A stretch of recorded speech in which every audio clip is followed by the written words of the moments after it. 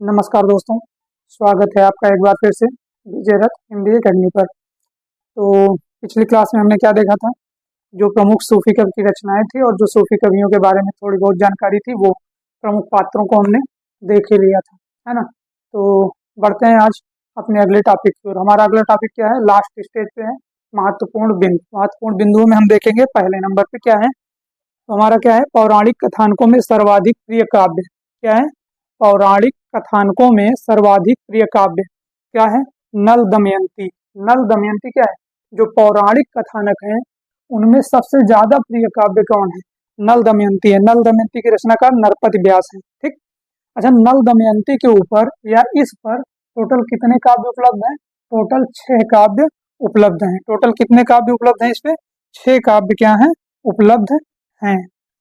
Number 2 पे देखेंगे हंसावली असाइत। हंसावली किसकी है, असाइत की है। रचना का आधार क्या है, विक्रम बैताल की कथा। क्वेश्चन आपसे पूछा जा सकता है कि कौन से सूफी ग्रंथ का रचना का आधार जो है क्या है, विक्रम बैताल की कथा है, या विक्रम बैताल की कथा के ऊपर आधारित ग्रंथ का क्या नाम है, तो हंसावली है।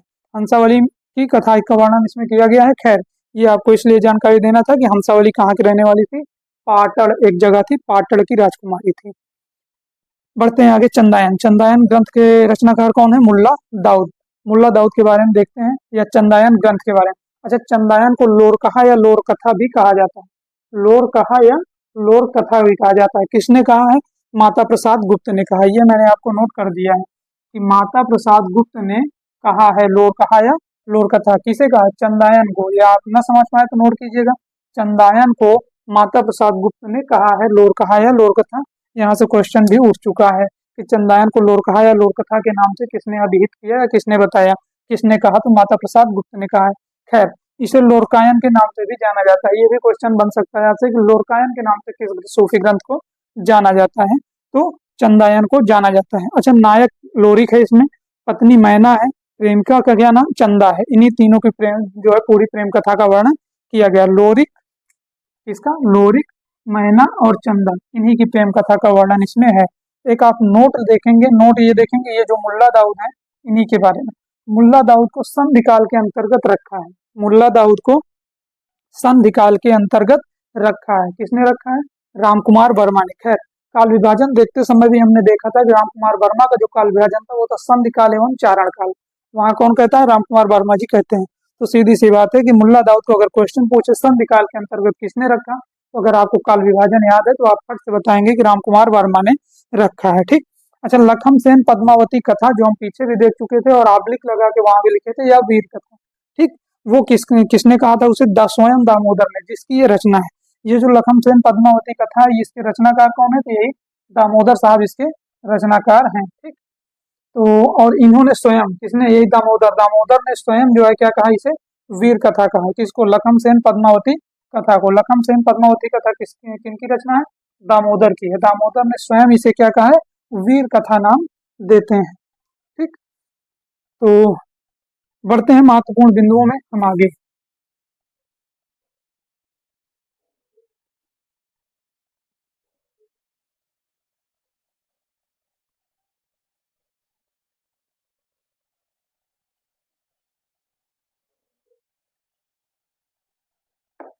नोट करेंगे आप, जान कवि।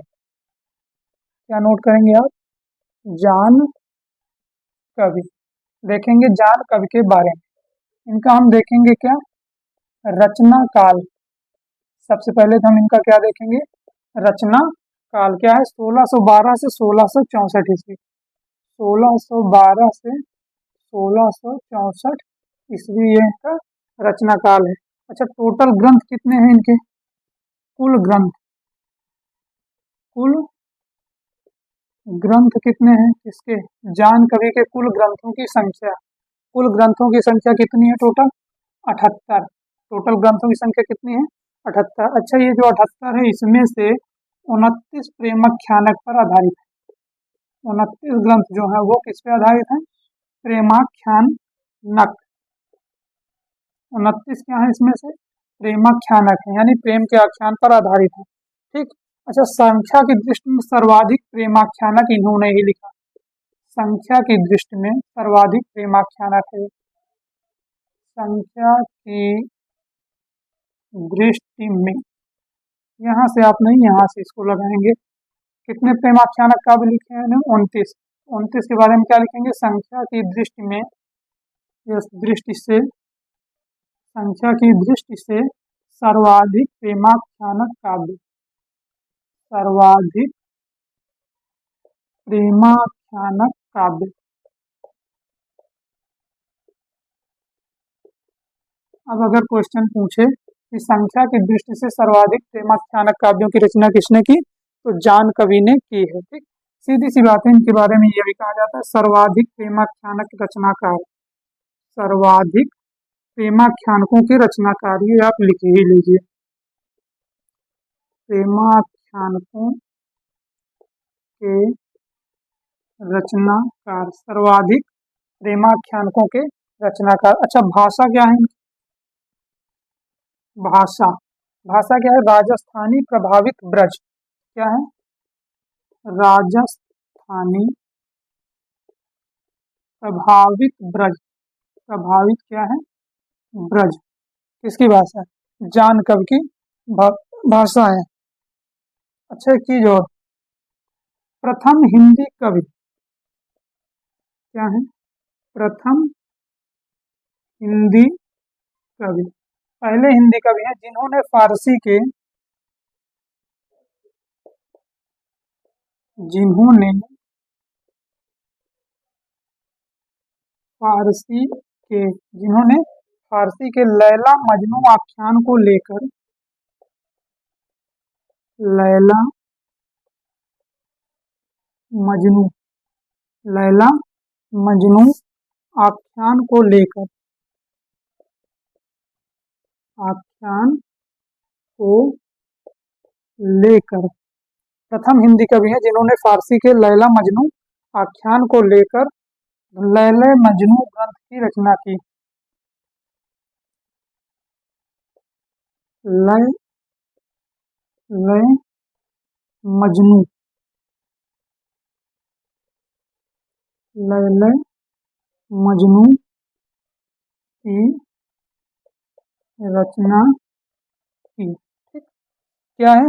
प्रथम हिंदी कवि जिन्होंने फारसी के लैला मजनू आख्यान को लेकर लैला मजनू की रचना की। लैला मजनू, या यहाँ आप लिखेंगे क्या? ग्रंथ। लैला मजनू ग्रंथ की रचना की, या आप ग्रंथ यहाँ लिख सकते हैं, आख्यान को लेकर ग्रंथ लैला मजनू की रचना की। ठीक, तो ये था कौन? जान कवि। ठीक, अच्छा, इनके बारे में एक चीज और, इनकी रचनाएं देखेंगे हम। इसकी जान कवि की, आप यहीं पे एक एक कर हेडिंग डालेंगे क्या? रचनाएं, रचनाएं, या आप लिखेंगे प्रमुख प्रेमाख्यानक काव्य। ठीक, तो रचनाएं इनकी क्या है? पहले आप देखेंगे कथा रत्नावली। क्या है? कथा रत्नावली, रत्नावली, रात का पूरा है। ठीक, रत्नावली।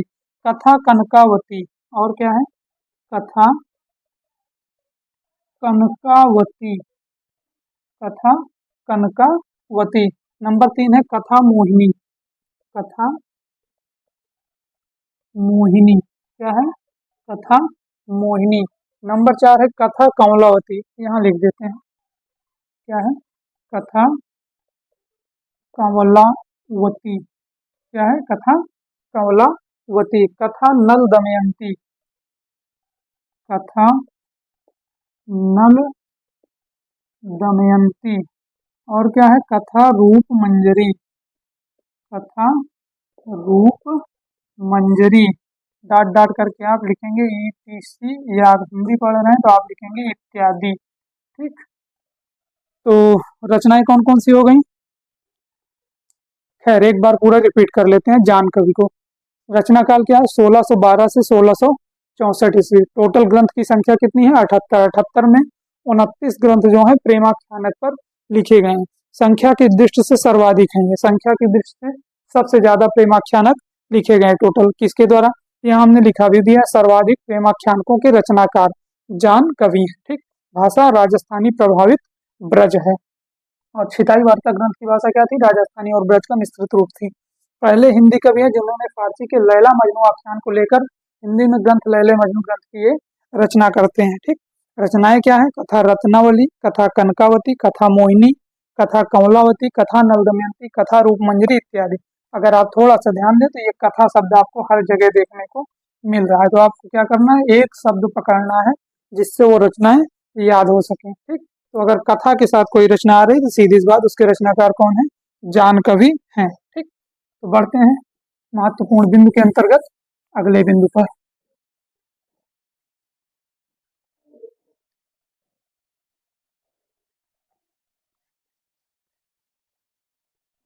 अगला बिंदु हमारा क्या है? लिखेंगे आप सूफी काव्य परंपरा में, नंबरिंग करेंगे 7।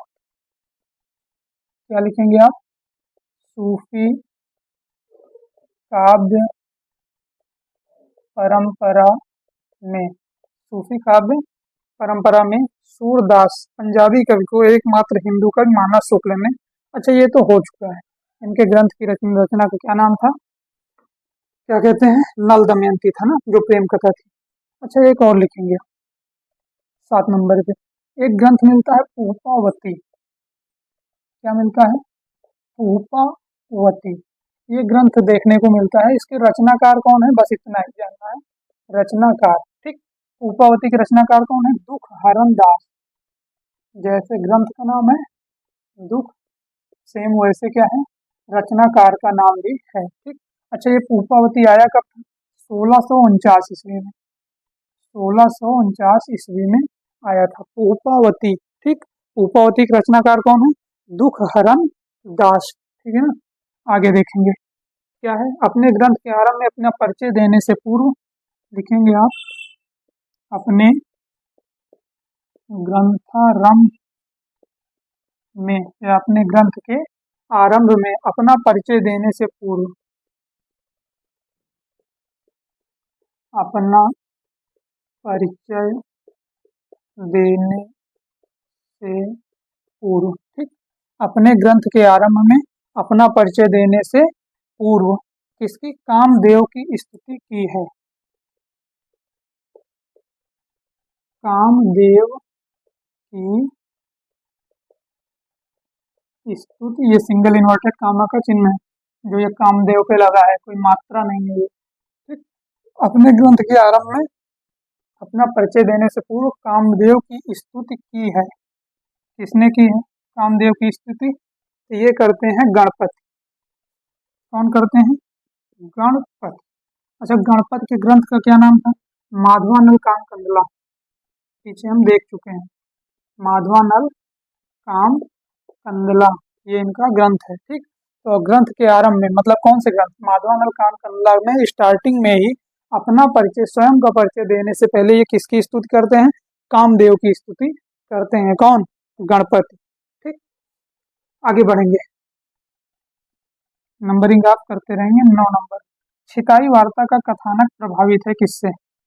या आप लिखेंगे सीधी सीधे सीधे सीधे सीधे क्या कि पद्मावत नहीं यार, यही ठीक। छिताई वार्ता, रचनाकार कौन है? नारायण दास। भाषा क्या है? ये कई बार आपसे हम बोल चुके हैं, उम्मीद है आपको याद हो गई होगी। छिताई वार्ता नारायण दास की है। का कथानक, इसका कथानक प्रभावित है। प्रभावित है, किससे प्रभावित है? पद्मावत से। क्वेश्चन आ जाए कि पद्मावत से किस सूफी ग्रंथ का कथानक प्रभावित है, तो किसका प्रभावित है? छिताई वार्ता नामक ग्रंथ का। ठीक, तो ये था। अच्छा, और आप देखेंगे कुतुबन के बारे में, महत्वपूर्ण बिंदु के अंतर्गत अगला देखेंगे हम कुतुबन। ठीक, कुतुबन जो है इनके ग्रंथ का क्या नाम है? मृगावती। गुरु कौन है इनके?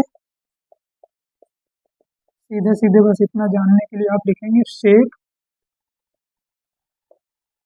बुरहान। ठीक, शेख बुरहान किसके शिष्य हैं? अरे गुरु किसके हैं शेख बुरहान? कुतुबन के। ठीक, हुसैन शाह के आश्रित थे। ये जो कुतुबन है किसके आश्रित थे? हुसैन शाह। हुसैन शाह के आश्रित कौन? कुतुबन। कुतुबन के बारे में बस इतना ही। खैर, पीछे हम देख ही चुके हैं, मृगावती इन्हीं की रचना है। इनके गुरु का नाम क्या है? शेख बुरहान है, हुसैन शाह के आश्रित थे कुतुबन। ठीक, रिपीट करते हैं एक बार। मृगावती रचनाकार कौन? दुखहरण दास, 1649 ईस्वी में। अपने ग्रंथ के आरंभ में अपना स्वयं का परिचय देने से पहले कामदेव की स्तुति किसने की है? गणपति ने की है। ठीक, छिताई वार्ता का कथानक किससे प्रभावित है? पद्मावत से प्रभावित है। कुतुबन के गुरु का नाम, ये आप देख रहे हैं, हुसैन शाह के ये आश्रित थे। इनके ग्रंथ का नाम मृगावती है। ठीक, एक लाइन और आप देखेंगे और ये महत्वपूर्ण बिंदु को हम करेंगे समाप्त। और इसी के समापन के साथ आपका ये जो चल रहा है सूफी काव्य परंपरा वो होगी समाप्त।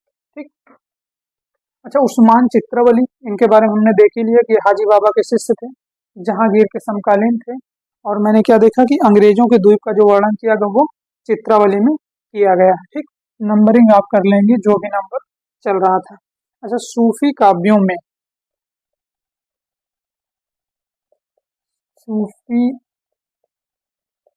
काव्यों में, सूफी काव्यों में, ये आप मोटे से लिख देंगे, हेडिंग कर देंगे, 5 चौपाई के बाद एक दोहा देने की परंपरा। 5 चौपाई के बाद एक दोहा देने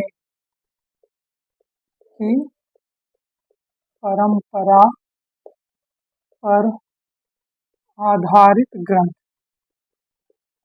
पर आधारित ग्रंथ। वे ग्रंथ जिसमें 5 चौपाइयों के बाद एक दोहा दिया गया था, कौन कौन से हैं? मृगावती, मधुमालती, कौन कौन से हैं? मृगावती, और कौन है नंबर 2? मधुमालती। ठीक, नंबर 3 कौन सी है? इंद्रावती है, सत्यवती कथा है, इंद्रावती है। चौथा क्या है? सत्यवती कथा है, सत्यवती कथा है। नंबर 5 चंदायन है। नंबर 5 कौन सी है? चंदायन। ठीक, तो ये जो चारों पांचों ग्रंथ हैं, मृगावती, मधुमालती, इंद्रावती, सत्यवती कथा और चंदायन, इसमें कितनी चौपाइयों के बाद एक दोहा दिया गया है? तो 5 चौपाइयों के बाद एक दोहा दिया गया है। ठीक, अच्छा, एक चीज यहीं पे आप नोट लिखेंगे। नोट क्या लिखेंगे? किसके बारे में? माधवानल कामकंदला। आप लिखेंगे माधवानल कामकंदला। और किसके ग्रंथ में? आलम। ये जो माधवानल कामकंदला का आलम का ग्रंथ है, इसके बारे में हम देखेंगे बस एक लाइन में। इसमें क्या है? 5 चौपाइयों के बाद दोहे के स्थान पर सोरठा है। 5 चौपाई के बाद दोहे के स्थान पर सोरठा का प्रयोग। दोहे के स्थान पर सोरठा का प्रयोग। ठीक, किसमें है? माधवानल कामकंदला में। खैर, एक बार रिपीट करेंगे। 5 चौपाइयों के बाद एक दोहा देने की परंपरा पर आधारित ग्रंथ कौन कौन से हैं? मृगावती है, मधुमालती है, इंद्रावती है, सत्यवती कथा है और चंदायन है। इसमें क्या किया है? 5 चौपाइयों के बाद क्या दिया है? एक दोहा दिया है। अच्छा, 5 ही चौपाई के बाद दोहा नहीं, सीधे सीधे क्या दिया गया? सोरठा। 5 चौपाई के बाद सोरठा किसमें दिया गया? तो माधवानल कामकंदला में दिया गया है। ठीक, यहीं आप लिखेंगे 7 चौपाइयों के बाद दोहा देने की परंपरा। 7 चौपाई के बाद, 7 चौपाई के बाद एक दोहा देने की या एक दोहा देने की परंपरा पर आधारित ग्रंथ, ये आप हेडिंग डालेंगे। 7 चौपाई के बाद, सेम जैसे ऊपर ग्रंथ है ये 5 लिखा है, वहां आप लिखेंगे 7 चौपाई, उसके बाद पूरा यही के बाद एक दोहा देने की परंपरा पर आधारित ग्रंथ कौन सा है? केवल पद्मावत और चित्रावली है। पद्मावत और नंबर 2 क्या है? चित्रावली। ठीक, ये है। तो ये जो सूफी काव्य परंपरा थी वो आपकी होती है यहीं से समाप्त। क्या होती है? यहीं से समाप्त। एक बार देख लेते हैं। 5 चौपाई के बाद एक दोहा किसमें दिया गया? मृगावती, मधुमालती, इंद्रावती, सत्यवती कथा चंदायन। ठीक, एक ग्रंथ मिलता है माधवानल कामकंदला, रचनाकार आलम। इसमें क्या है, 5 चौपाई के बाद दोहा नहीं, सीधे क्या दिया गया, सोरठा दिया गया है। फिर हम क्या देखेंगे, 7 चौपाइयों के बाद एक दोहा देने की परंपरा पर आधारित ग्रंथ। तो 7 चौपाई के बाद दोहा किसमें दिया गया, पद्मावत, और उसके साथ साथ चित्रावली में दिया गया है, जो ये रहा। और आपका ये जो सूफी काव्य चल रहा था वो होता है क्या, समाप्त। सूफी काव्य का यहीं से होता है आपका समापन। ठीक, तो आज के लिए बस इतना ही। तो फिर बढ़ेंगे हम सगुण काव्य धारा पर। ये जो हमारा निर्गुण काव्य धारा चल रही थी, निर्गुण में हमने क्या देखा, संत काव्य देखा और सूफी काव्य देखा। अब हम बढ़ेंगे सगुण की ओर। सगुण में हम क्या देखेंगे, कृष्ण काव्य धारा और राम काव्य धारा को। तो ठीक है, आज के लिए बस इतना ही। मिलेंगे नेक्स्ट क्लास में, नेक्स्ट वीडियो में। तब तक के लिए लेंगे आपसे विदा। धन्यवाद।